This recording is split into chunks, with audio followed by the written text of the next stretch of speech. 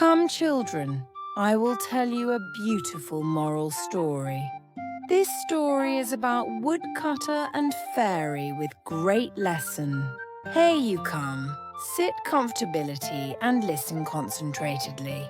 So the story begins like, once upon a time in a dense forest, there lived an honest woodcutter who made his living by cutting wood.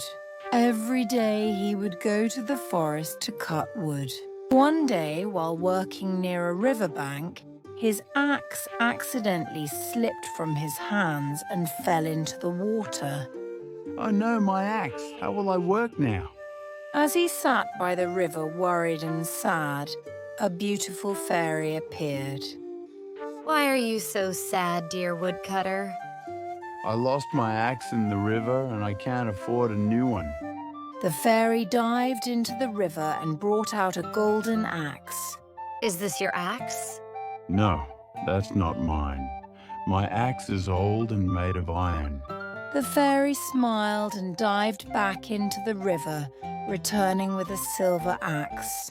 How about this one? No, that's not mine either. Finally, the fairy brought out the old iron axe. Is this your axe? Yes, that's mine. The fairy was pleased with the woodcutter's honesty. Because you are honest, you may keep the golden and silver axes as well. And from that day on, the woodcutter lived happily and never failed.